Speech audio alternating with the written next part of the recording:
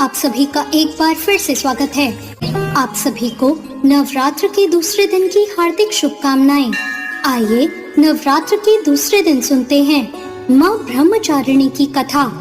नवरात्र के दूसरे दिन माँ ब्रह्मचारिणी की पूजा की जाती है। इन्हें तपस्या और साधना की देवी माना जाता है। माँ दुर्गा की नव शक्ति का दूसरा स्वरूप ब्रह्मचारिणी माता का है। यहाँ ब्रह्म का मतलब तपस्या है। माँ दुर्गा का यह स्वरूप भक्तों और सिद्धों को अनंत फल देने वाला है। इनकी उपासना करने से तप, त्याग, वैराग्य, सदाचार और संयम में वृद्धि होती है।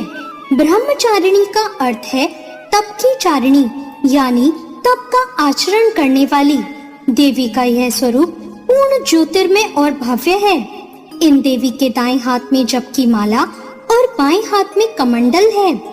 पूर्व जन्म में इन देवी ने हिमालय के घर पुत्री के रूप में जन्म लिया था और नारद जी के उपदेश से भगवान शंकर को पति के रूप में पाने के लिए इन्होंने घोर तपस्या की थी।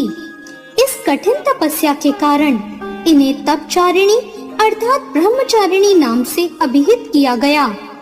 1000 वर्ष तक इन्होंने केवल फल फूल खाकर बिताए और 100 वर्षों तक केवल जमीन पर रहकर शाख पर निर्वाह किया और कुछ समय कठिन उपवास रखे और खुले आकाश के नीचे वर्षा और धूप के घोर कष्ट सहे।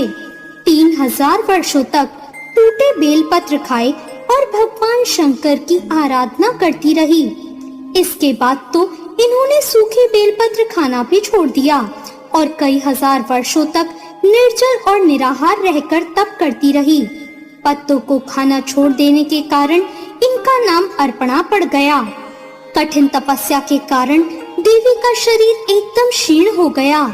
देवता, ऋषि, सिद्धगण, मुनि सभी ने ब्रह्मचारिणी माँ की तपस्या को अभूतपूर्व पुण्यकृत बताया और उनकी सराहना की।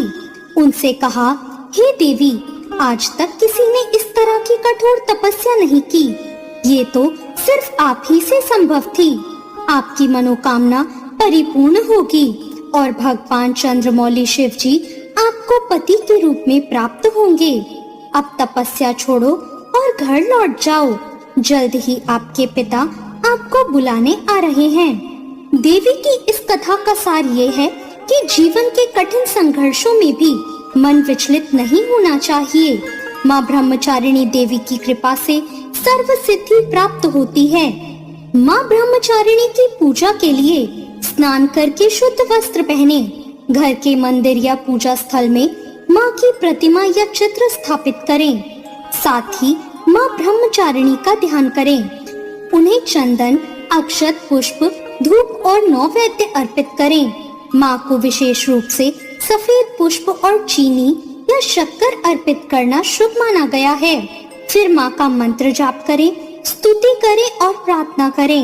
या देवी सर्वभूतेषु माँ ब्रह्मचारिणी रूपेण संस्थिता, नमस्तस्यै नमस्तस्यै नमस्तस्यै नमो नमः। ब्रह्मचारिणी माता का बीज मंत्र है ओम देवी ब्रह्मचारिणे नमः। माता का शक्ति समृद्धि मंत्र है ह्रीं श्री अंबिकाय नमः।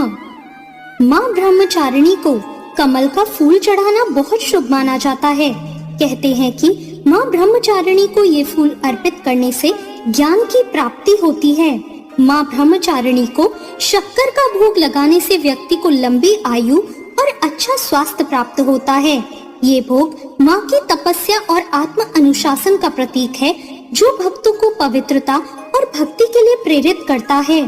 तो ये थी आज की कथा। आपको आज की ये कथा अच्छी लगी हो तो वीडियो को लाइक जरूर करें और अभी तक चैनल को सब्सक्राइब नहीं किया है तो सब्सक्राइब करना ना भूलें। धन्यवाद।